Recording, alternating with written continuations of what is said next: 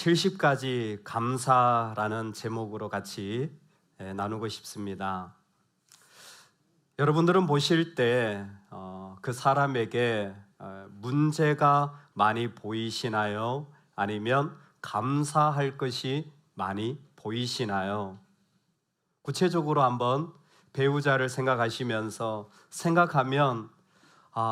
문제가 많이 보인다 하시는 분은 왼쪽 발가락 드시기 바랍니다. 자, 나는 배우자를 볼 때 감사가 많이 보입니다. 오늘 추수감사주일이니까 나는 배우자를 볼 때 감사가 많이 보입니다 하시는 분은 오른손을 번쩍 들어 표해 주시기 바랍니다. 하나, 둘, 셋. 여기 손 안 들었어요. 감사합니다. 여러분, 자녀를 볼 때 문제가 많이 보이나요? 감사가 많이 보이나요? 교회와 목회자와 성도를 볼 때, 이웃을 볼 때, 여러분 한국을 볼 때, 열방을 볼 때 문제가 많이 보이나요? 감사할 것이 많이 보이나요? 여기 천국 같아요. 어떤 곳에 가서 그 너무나 아름다운 모습에 천국 같다고 표현했더니 옆에 계신 분이 이렇게 말씀하시는 거예요. 목사님, 모르는 소리 하지 마세요. 아마 모르는 이면에 어려움과 또 문제가 많이 있으리라 생각되어집니다. 그러면 신앙이라고 하는 것은 문제를 안 보고 감사만 보는 것인가요? 문제를 모른 척하고 그저 무조건 감사하면 되는 것입니까? 묻는다면 오히려 그 반대입니다. 문제를 정확하고 분명하게 바라보는 것이 신앙일 거예요. 죄가 뭔지, 죄의 영향력이 무엇인지. 예수님이 12 제자를 소개할 때의 모습입니다. 예수님은 12 제자의 문제점을 정확하게 직시하셨습니다. 그리고 그들의 모난 점을 성경에 기록해 놓으셨어요. 그냥 시몬이라 하면 될 것을 베드로라고 이름 붙여놨습니다. 닉네임이죠. 왜냐하면 사실 반석이라는 뜻인데 베드로가 반석 같은 사람이 아니에요. 모래 위에 지은 부서지기 쉬운 그 사람인 것을 예수님은 잘 알았습니다. 베드로는 약과예요. 세베대의 아들 야고보와 요한은 보아느게, 우레의 아들 꽈강. 성격이 얼마나 급하고 과격한지, 요즘 말로 성질이 더러운지 예수님은 분명히 아셨고 그들의 성격을 성경에다 기록해 놓으셨어요. 최악은 유다입니다. 유다라고는 하고는 예수님을 팔자라고 아예 기록해 놓으셨어요. 지금은 있지만 배신하여 떠나갈 사람이라는 거예요. 와, 놀라운 것은 12명을 부르실 때 예수님은 그들의 문제점을 아시면서도 예수께서 원하여 부르시되라고 표현합니다. 그들을 원하여 부르신 거예요. 이 문제점을 무시한 게 아니라 그대로 바라보고 그런데도 원하셨습니다. 12명에 비하면 오늘 우리가 맞이하는 숫자는 70명입니다. 70명의 제자들을 둘씩 짝을 지어 마을로 다 보내며 하나님 나라가 가까이 옴을 전하게 하여 줍니다. 그들을 맞이해 주면 축복해 주고 맞이해 주지 않으면 먼지를 털고 돌아서라. 그 복이 너희에게 임할 것이니 염려하지 말고 나아가라며 70명을 보냅니다. 예수님은 이 70명의 문제도 정확히 직시하고 계십니다. 먼저는 12명도 문제가 있다면 사람이 더 많아진 70명은 말할 것도 없이 더 문제가 많아요. More people, more problem이에요. 어느 나라나 가지가 많으면 바람잘 날 없는 거예요. 애통하고 원통하고 그 가운데 섭섭하고 어렵고 하는 사람들이 더 많아지는 것이 인간의 죄인의 속성입니다. 그리고 차라리 12명은 이름이라도 나왔어요. 70명은 어디에도 이름이 나오지 않습니다. 나중에 가룟 유다가 예수님을 배반하고 자기라 해서 12명 가운데 한 명이 비자 사도행전에서는 제비뽑기로 마띠아라는 사람을 뽑게 되어집니다. 유세비우스라는 역사학자가 그 마띠아가 이 70명 중에 한 명일 것이다 라고 기록한 것 외에는 70명의 이름을 모릅니다. 준비되고 부름받고 이름이 있다라는 것은 그래도 떳떳한 사람들인데 거기에 비해 무명이라는 것 자체가 전혀 준비되지 못한 훨씬 더 12명에 비하여 그 자질이 어떻게 보면 말하기 껄끄러운 모습일 수도 있을 것 같습니다. 가장 중요한 70명의 특징은 예수님께서 말씀하신 양을 이리 가운데 보내는 것 같도다라는 것입니다. 양을 이리 가운데 보내는 것 같다라는 거예요. 이것을 양이라고 표현하니까 잘 느낌이 안 오는 것 같아서 누가는 마테오와 달리 어린 양을 이리 가운데 보내는 것 같다라고 표현합니다. 여러분, 어린 양이 이리 가운데 있는 모습이 상상되십니까? 아마 한 입에 찢겨지고 죽임당할 거예요. 부서지기 쉬운 모습입니다. 즉, 이 70명을 보는데 가만히 보면 아이고, 금방 상처받고 금방 부서지고 오래가지 못해서 그저 그냥 넘어질 그런 연약한 사람들이 70명이에요. 그런데 이 70명을 보고 예수님이 말씀하시는 것은 무엇이냐면 성령으로 기뻐하시며 이르시되 감사하나이다 옳소이다. 이 70명을 보고 성령으로 기뻐하시며 이르시되 감사하나이다 옳소이다. 옳소이다라는 말은 됐습니다.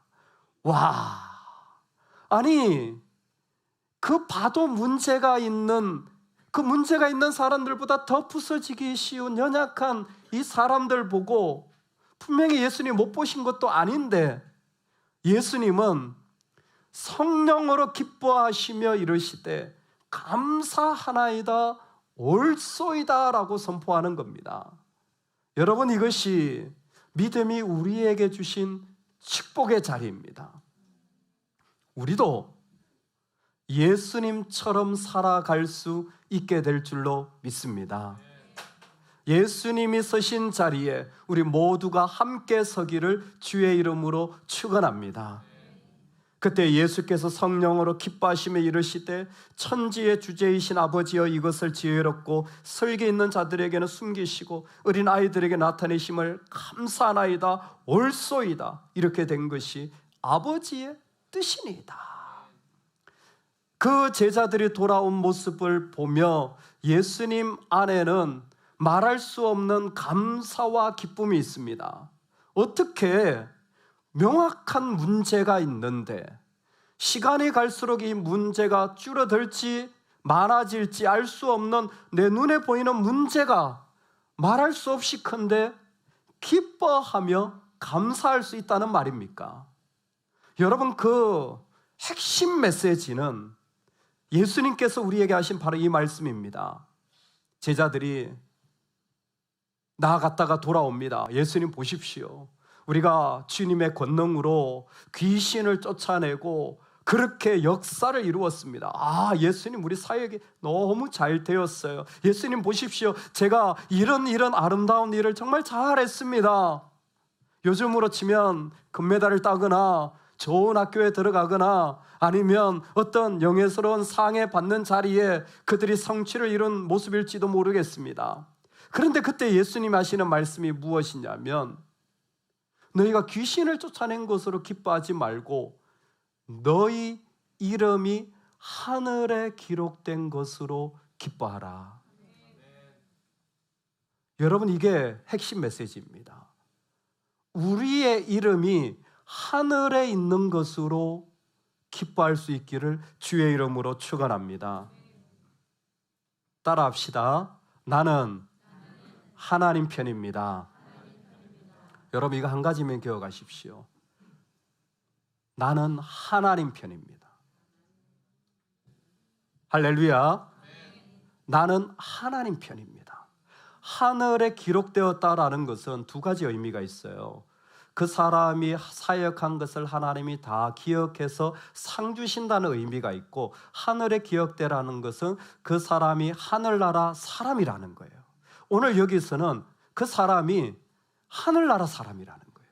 즉 너희가 무슨 사역을 해서 이룬 것보다 네가 하늘나라에 하나님과 같이 있는 자임을 기억하는 것이 훨씬 중요하다는 겁니다. 이 메시지는 제자들뿐만이 아니라 우리에게도 중요합니다. 여러분, 우리는 어떤 순간 어떤 일을 맞이하더라도 하나님 편이 되기를 원합니다. 하나님 편이 될 때에 우리 삶은 달라져요. 똑같은 문제가 있는데 내가 하나님 편이 된 사람은 이상하게 감사와 기쁨과 됐습니다라는 말이 그 속에서 선포되어지며 나오는 것입니다. 너희 이름이 하늘에 기록된 것을 기뻐하라. 이 말씀이 왜 이렇게 중요합니까? 조금만 테이블 돌려가지고 앞으로 가보면요, 조금 전에 제자들이 예수님께서 변화산상에서 내려오시는, 예수님 아름답게 변하시고 변화산상에서 내려오시는 모습 가운데 경험한 것이 있어요. 그때 예수님이 그 놀라운 일을 경험하시면서 내려오시는데 제자들이 그 아이 하나를, 귀신 들린 아이를 고치려고 하는데 못 고칩니다. 못 고쳐요. 야, 할 수 있거든요. 무슨 말이냐? 믿는 자에게는 능치 못할 일이 없다. 기도 외에는 이 같은 주가 나갈 수 없다. 예수님이 고치세요. 제자들은 못 고쳤어요. 근데 한 걸음 더 나아가다가 누군가 소리를 듣고 요한이 예수님한테 얘기해요.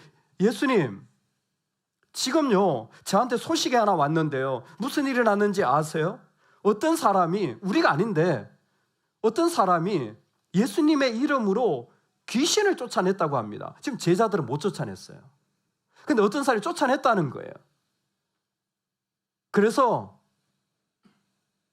그가 우리에게 오는 것을 금하였나이다.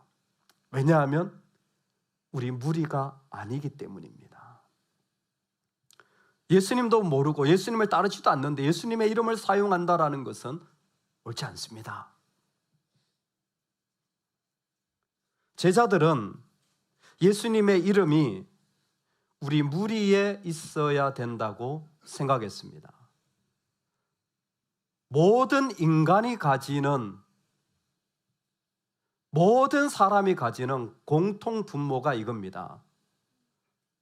나는 내 편이에요. 나는 우리 편이어야 합니다. 우리 편이 아닌 사람과 같이 있는 것은 대단히 불편하고 힘이 든 일입니다. 어떤 모습으로건. 내 편 되어주지 않는 사람과 같이 있는 것은 결코 유쾌하지 않습니다. 그 무리 속에 포함되어 있지 않은 자가 주님의 이름을 사용하는 것이 싫어요. 그래서 사역도 우리 사역이 최고, 교회도 우리 교회가 최고, 목사님도 우리 목사님이 최고. 여러분, 그러지 마시기 바랍니다. 여러분, 스피릿 교회만이 좋은 교회 아니에요. 이 땅에 정말 좋은 교회들이 많습니다.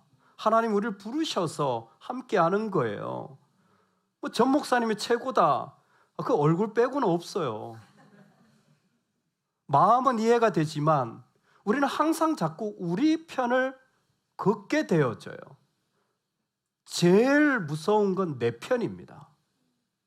내 편 안 돼준 것에 대한 서운함과 섭섭함은 누구도 씻어낼 수 없는 자리예요. 여러분, 그러면 감사는 없습니다. 그곳에는 감사가 있을 수가 없어요. 나는 누구 편이라고요? 하나님 편입니다. 나는 하나님 편이에요. 12제자는 귀신을 못 쫓아냈어요. 근데 70명의 제자들은 예수님의 이름으로 권능을 행하여 귀신들이 항복하더이다. 주의 이름이 그 가운데 선포되어질 때 귀신이 쫓아나가는 것을 경험했어요. 보세요, 우리가 이런 사역을 했습니다. 아니야. 이 땅에 있는 우리는 하나님 편이 되어야 돼. 하나님 편이 돼야 돼. 하나님 편이 되어져서 하나님 앞에 나아가는 모습을 봐야 돼. 예수님은 그걸 또렷이 보고 있는 거예요. 또렷이 보고 있는 거예요. 그래서 봐라, 너희들 내가 보는 걸 한번 봐볼래? 하나님 편인 사람은 지금 뭐가 보이냐면 사단이 하늘에서 떨어지는 것이 보이느니라. 즉 하나님 편인 사람은 유일한 관심이 하나님의 나라가 확장되고 있느냐, 사단의 권세가 무너지느냐지 저 사람이 내 편이냐, 내가 이 사람 편에 같이 하느냐가 하나도 중요하지 않습니다. 할렐루야. 정말입니까? 하나님의 나라가 확장되어지는 것이 중요한 것이지, 하나님으로 말미암아 사단의 권세가 무너지는 것이 중요한 것이지, 그 사람이 내 편 들어주고 안 들어주고 우리가 같은 편인지는 우리 예수님께는 하나도 중요하지 않았습니다. 너의 이름이 하늘에 기록되고 사단이 하늘에서 떨어지는 것을 보아라. 내가 너희에게 뱀과 정갈을 밟는 권세를 주노라. 예수님이 지금 뭐하고 계십니까? 뱀과 정갈을 밟는 권세. 창세기 3장 15절에 여자의 후손이 뱀의 머리를 상하게 할 것이라는 사단의 권세를 무너뜨리고 이 땅에 잃어버린 하나님의 나라가 회복되어지는 그 그림을 예수님 분명히 보고 있는 거예요. 예수님만이 아니었습니다. 하나님의 이 이미지를 사실 그전에도 선지자를 통해 이스라엘 백성에게 보여줬어요. 예레미야는 사람의 환상 중에서 북쪽에 끓는 가마가, 그 가마가 있는데 그 안에 막 물이 막 빨갛게 해가지고 막 버글버글버글 막 보글보글보글 막 끓어서 남쪽으로 기울어지고 막 쏟겨지려고 해요. 그 뜨거운 것이 부어진다면 온 몸이 다 되지 않겠습니까? 고향 아나돗, 예루살렘, 이스라엘 전부가 휩쓸려 갈 거예요. 바벨론이 내려오면 이 나라 망할 것이라는 거죠. 그것을 보여준 것입니다. 그런데 하나님 하시는 말씀이 뭐냐면 그 끓는 가마가 기울어지는데 두려워하지 마라. 두려워하지 마라. 악은 제한되어져 있다. 하나님의 권세가 그 악의 모든 것을 이기게 될 것이니 그것 때문에 두려워하지 마라. 여러분, 얼마나 아름다운 메시지입니까? 근데 이 메시지를 받은 예레미야가 어떻게 사는 줄 아세요? 40년 동안 그는 자기 백성으로부터 학대당합니다. 버림받습니다. 열매가 하나도 없어요. 40년 동안 자기가 한 일은 버림받고 학대당하고 열매 없는 삶을 살아가요. 그 예레미야를 샘플로 하나님은 노성벽 쇠기둥이 되었다라고 설명합니다. 믿음의 사람들은 노성벽 같은 사람들이에요. 쇠기둥 같은 사람들이에요. 그런 위협 속에서 40년을 그 자리에서 우두커니 서서 견디어내는 겁니다. 문제 해결하는 게 아니에요. 주님의 이름으로 그 자리를 우뚝 서서 나아가는 거예요. 왜? 나는 하나님 편이니까. 하나님 보여주시는 것에 그대로 순종하며 나아가는 것입니다. 여러분, 여기에 아주 중요한 우리 신앙의 요소가 있습니다. 내가 하나님 편이다 라고 할 때 그 의미가 무엇이냐면, 하나님은 누구에게는 드러내시고 누구에게는 숨기시는 분으로 소개되고 있습니다. 하나님은 누군가에게는 보여주고 누군가에게는 안 보여주는 거예요. 누군가에게는 이해가 되는데 누군가는 이해가 안 돼요. 누군가는 은혜가 되는데 누군가는 은혜가 안 돼요. 그 하나님을 인정하실 수 있으시겠습니까? 보여주시지 않는 하나님이 아멘이 되십니까? 열매 없게 하시는 하나님을 아멘 하시겠습니까? 내 인생이 무너지고 실패한 것처럼 보여도 그 하나님께 아멘입니까? 예수께서 성령으로 기뻐하시며 이르시되 천지의 주제이신 아버지여, 이것을 지혜롭고 설계 있는 자들에게는 숨기시고 어린 아이들에게는 나타내심을 감사하나이다. 하나님은 지혜 없는 자들, 약하고 미련한 자들에게는 보여주시는 거예요. 하나님은 어떤 자들에게는 숨기시고 어떤 자들에게는 나타내시는 겁니다. 이것을 하나님의 온전한 주권이라고 부릅니다. 하나님 편인 사람들의 특징은 이거예요. 하나님의 온전한 주권을 신뢰하는 겁니다. 하나님의 온전한 주권을 신뢰하기 때문에 숨기셨던, 드러내셨던 하나님을 인정하는 마음으로 감사하나이다, 됐습니다, 기뻐합니다.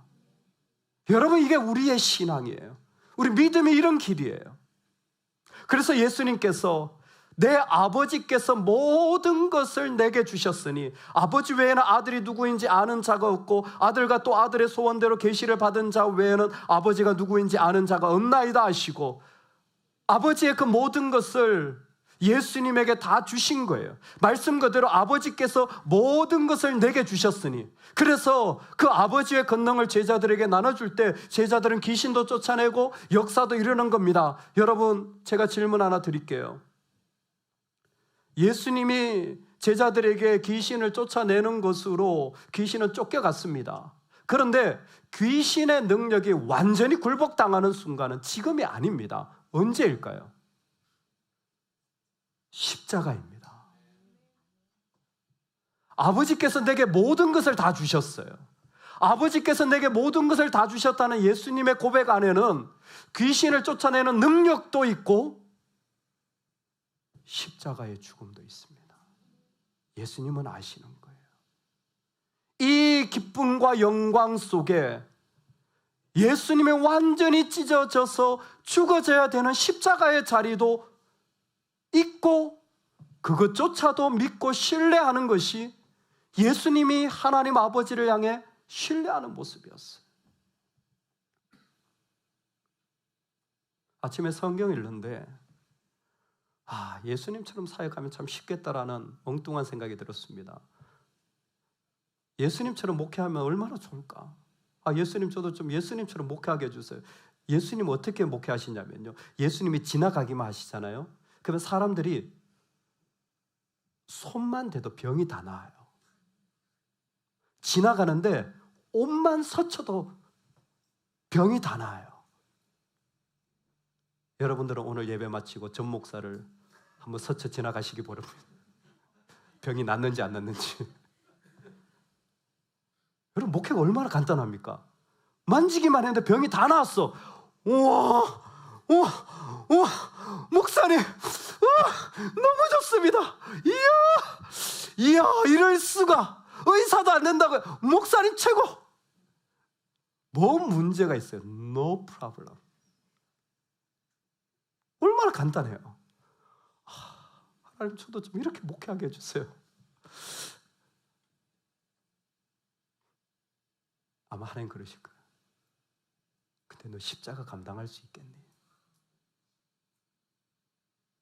너 한 사람도 힘들어하잖아.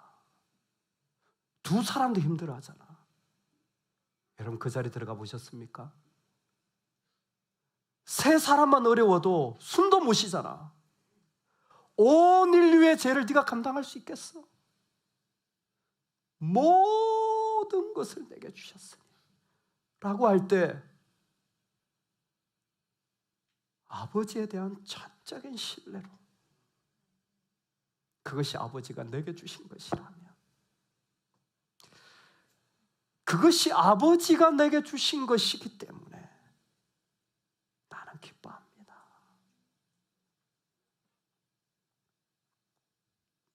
박필 목사님이라는 분의 책을 읽으면서 그분이 그런 간증을 하시더라고요. 한국에서 교회를 섬기다가 호주에 있는 한 신학교의 교수님으로 청빙이 되어서 다 정리를 하고 교회도, 그리고 신학교에 간 거예요.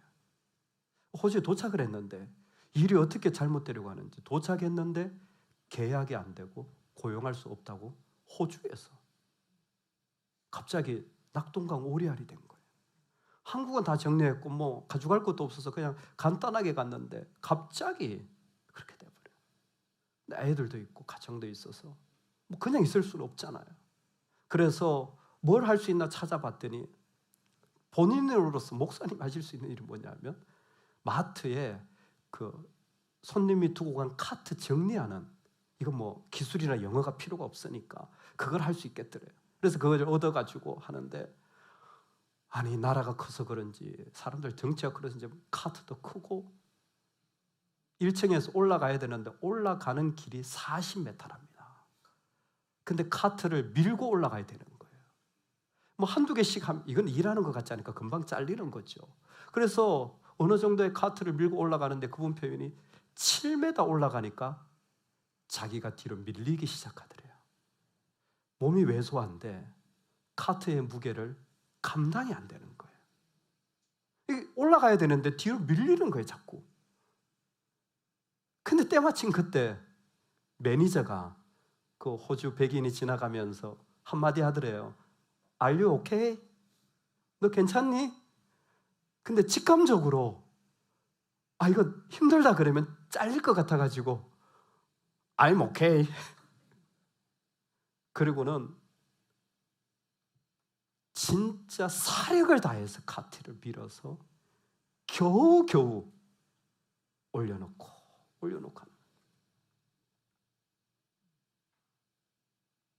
내가 여기서 뭐 하고 있지?